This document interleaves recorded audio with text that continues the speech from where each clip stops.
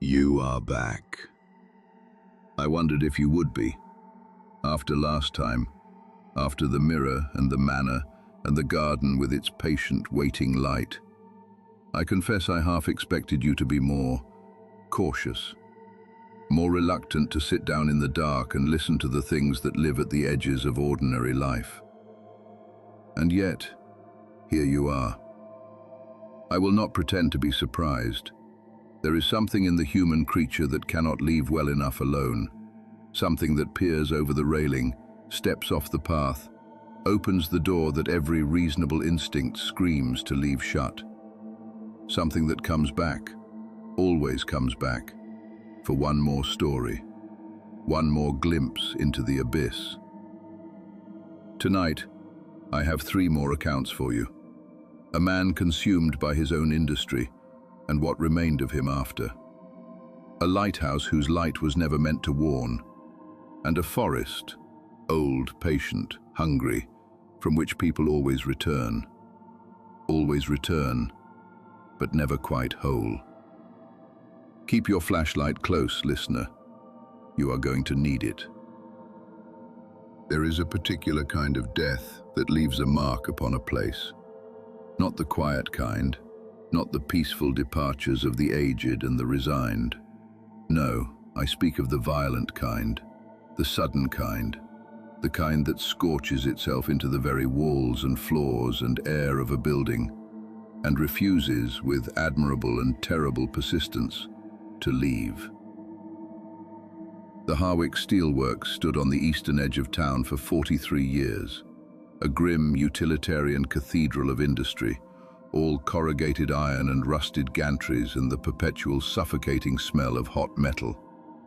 It hardened components in great vats of quenching fluid, oil and polymer solutions heated to temperatures that the uninitiated would find difficult to comprehend. The kind of heat that does not merely burn, the kind that transforms. Raymond Cole had worked the quench floor for 11 years. He knew every inch of it, every valve, every catwalk, every railing worn smooth by 11 years of his own hands. He was, by all accounts, a careful man, a methodical man, the sort of man who checked twice and acted once. And yet, it was a Tuesday in November, the sort of grey, featureless Tuesday that history records only when something monstrous occurs upon it.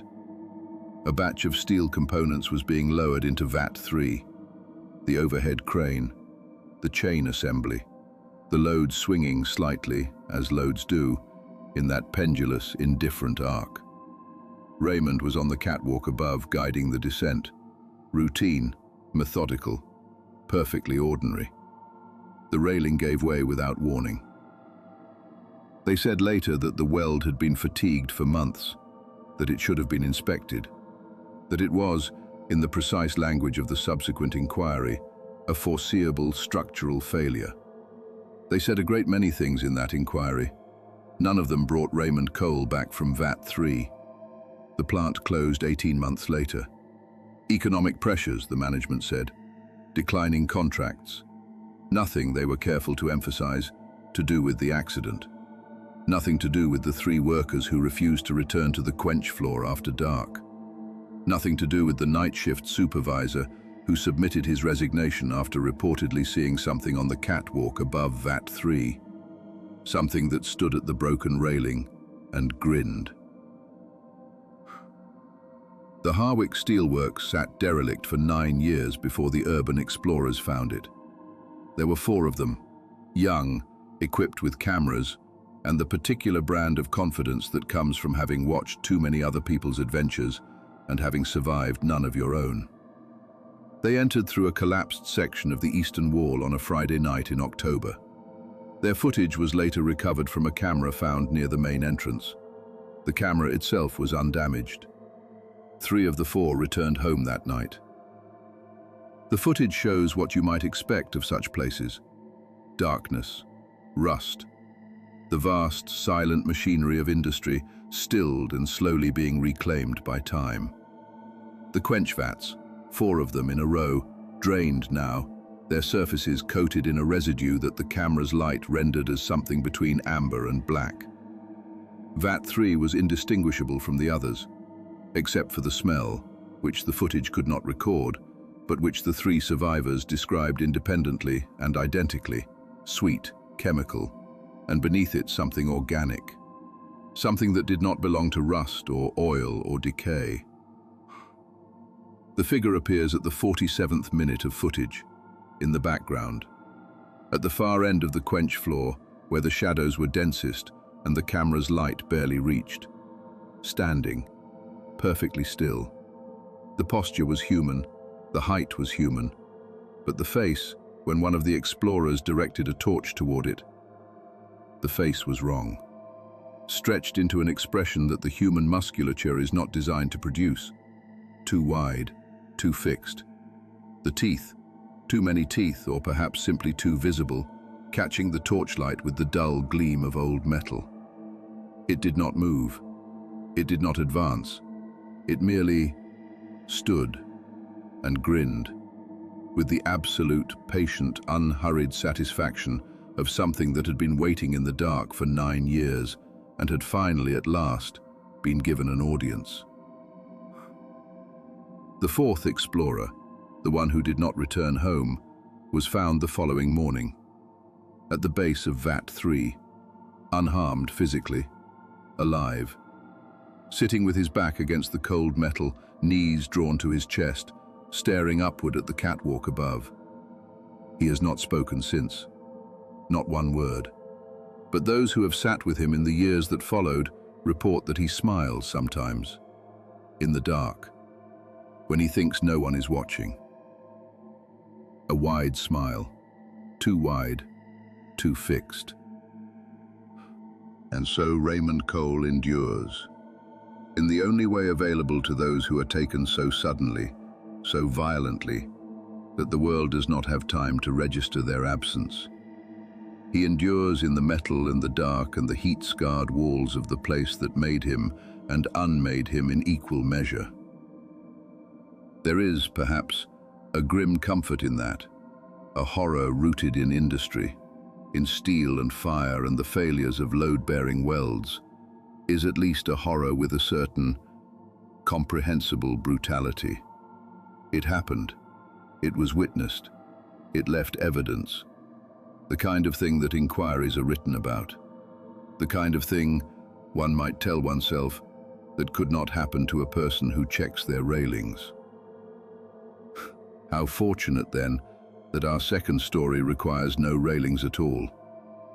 It requires only solitude, and a light that turns, and the slow, creeping realization, arriving too gradually to be stopped, too completely to be undone, that the darkness beyond the window has been watching far longer than you have been looking. The second account, the lighthouse keeper's son. Consider, if you will, the lighthouse. Consider its purpose, to warn, to say, here be rocks, here be ruin, do not come closer.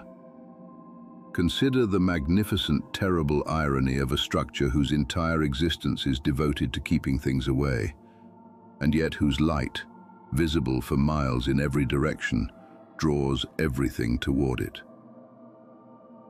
Daniel Marsh had been a marine biologist for 12 years when he accepted the residency at Cape Everley Lighthouse. A research position, 6 months of coastal observation, specimen collection, solitude. He had wanted the solitude. He had, in the particular exhaustion of a man who had spent too long among people and not enough among the sea, specifically, deliberately sought it. The lighthouse had been automated for 30 years. No keeper, no staff. Only the light, turning its patient rotations above the keeper's cottage where Daniel would live and work. The cottage was comfortable enough. The view was extraordinary. And for the first 3 weeks, Daniel was precisely as content as he had hoped to be. The dreams began in the 4th week. Not violent dreams, not the operatic nightmares of Gothic fiction. Quiet dreams. Dreams of standing at the window of the cottage and looking out at the grounds, the low stone wall, the overgrown path, the dark mass of the coastal shrubs bending in the wind. Dreams entirely indistinguishable from waking, except for the figure that stood among the bushes. Tall, impossibly tall, the proportions subtly, persistently wrong. Limbs that suggested elongation not through any grotesque excess, but through a kind of architectural wrongness, as though the bones within had been arranged by something that understood human anatomy only in the most approximate sense. It stood at the edge of the grounds and watched the cottage, every night, in the same position, with the same patient, empty stillness. Daniel dismissed it. He was a scientist. He catalogued the dreams as stress response, the psychological residue of prolonged isolation. He wrote them in his journal with clinical detachment. Week 4, recurring dream, figure in grounds, no distress response, noting for records. Week 5, same. Week 6, same. Week 7, he stopped writing them down, not because they had stopped, because he could no longer be entirely certain upon waking that they had been dreams. The journal, recovered after the residency ended abruptly in month 4, shows the deterioration with clinical precision. The entries grow shorter. The handwriting changes, not dramatically but noticeably, as though the hand that held the pen was increasingly uncertain of its own instructions. By week 10, a single entry reads only, "It was at the wall last night, not in the bushes, at the wall." Week 11, closer. Week 12, "It knows I can see it." The final entry, dated 3 days before the Coast Guard responded to a missed check-in and found the cottage empty, reads as follows, and I relay it to you precisely as written, because precision here is the only mercy I can offer. I understand now why the light turns. It is not warning ships away from the rocks. It has never been warning ships away from the rocks. It is a signal. It has always been a signal. And something, a very long time ago, answered it. Daniel Marsh was found 4 miles up the coast, physically unharmed. He has since recovered by most measurable definitions of the word. He works again. He speaks. He functions. But he will not go near water at night.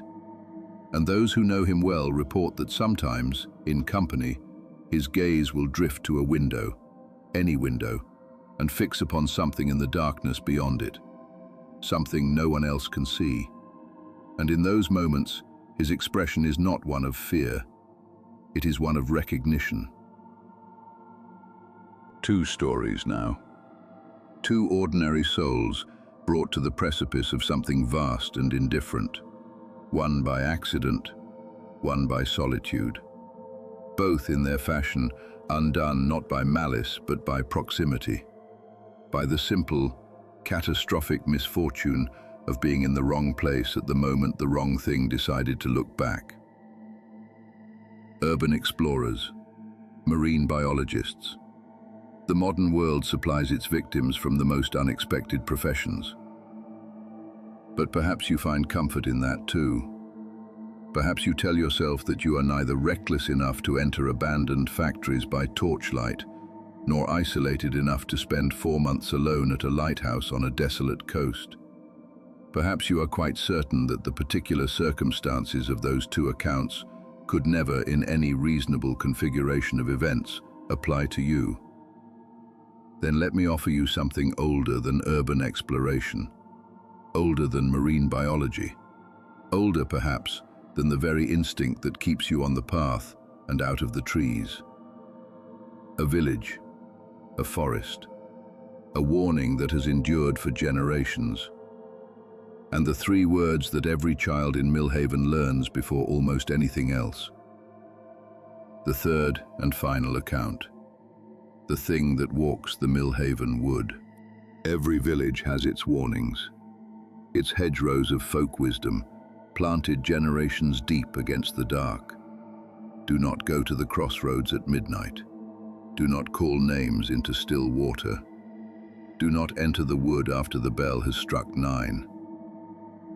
In Millhaven, a village of some 300 souls nestled at the foot of the Ashwick Forest, in a county that progress has largely elected to bypass, the warning is simpler than most, older than most.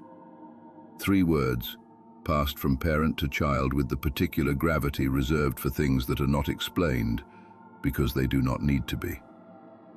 3 words that every child in Millhaven knows before they know much else. Don't go in. No one in Millhaven will tell you precisely when the warning began. The oldest residents speak of grandparents who spoke of their own grandparents speaking it, which carries the tradition back to a point where recorded history gives way to something older and less reliable, and perhaps for that reason, more honest. What they will tell you, what they tell you with the flat, careful certainty of people who have long since moved past the need to convince, is what happens to those who go in. They come back. That is the terrible thing, you understand. Not that people who enter the Ashwick Forest disappear. That would be frightening, certainly, but comprehensible, finite. The forest takes them, and the forest keeps them, and that is the end of it. No. The terrible thing is that they come back.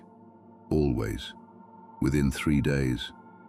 Walking out of the tree line at the eastern edge of the wood, at the place where the old stile crosses into Old Hartley's field, at whatever hour suits the forest. They come back changed. Old Thomas Whitmore went in on a dare in 1987. He was 19. He came back on the second day, walking slowly, dressed in the same clothes, physically unmarked. His mother said later that she knew before he reached the gate that his walk was wrong. Not limping, not injured, simply wrong.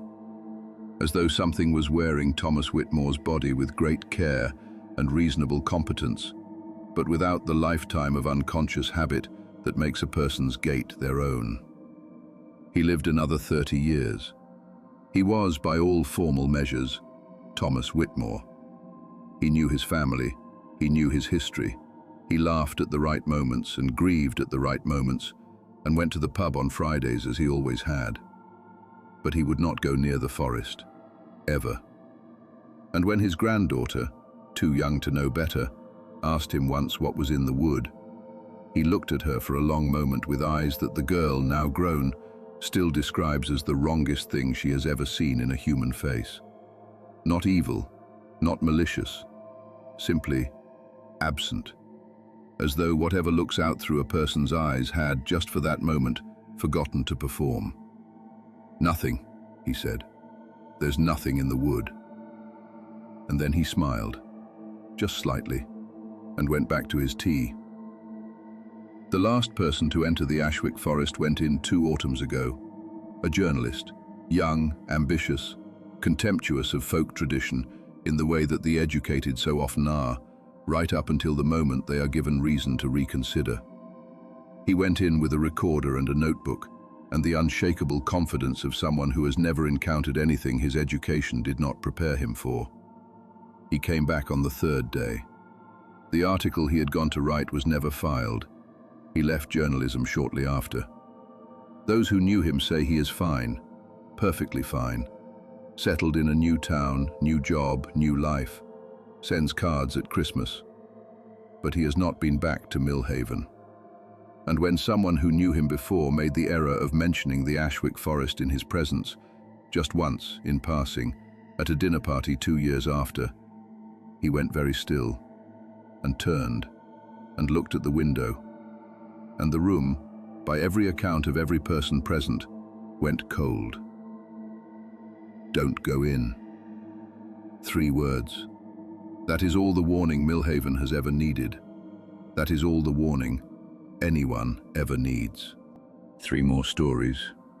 3 more lights gone dark. A factory floor, still warm with something that should have grown cold. A lighthouse signal, answered by something that was never meant to answer. A forest that gives back what it takes, generously faithfully and entirely wrong. I have noticed, listener, that you have a habit of returning. You came back tonight after all, settled yourself in the dark, turned the volume up, and invited these things into whatever room you happen to occupy. I find that admirable, in the way that stepping onto a frozen lake to hear it crack beneath you is admirable. Brave, certainly. Sensible, perhaps not. But then, sensibility was never really the point, was it? The point, the quiet, persistent, inescapable point, is that the dark is not empty. It never has been. The factory floor at 3 in the morning is not empty. The grounds beyond the lighthouse are not empty. The tree line at the edge of the village is most emphatically, most decisively, not empty. And the room behind you right now, well, I would not look if I were you. Or do. You will regardless. You always do. This has been Flashlight in the Dark. If the dark found you here tonight, if something in these stories settled behind your eyes and refused to leave, then you already know what to do. And if you wish to ensure that the light keeps burning, that these stories keep finding their way to you in the dead of night, then there is one small thing I must ask of you, listener. Leave a like. Subscribe. It costs you nothing but a moment, and it keeps the flashlight on for everyone else still wandering in the dark. Come back soon. The light is always on.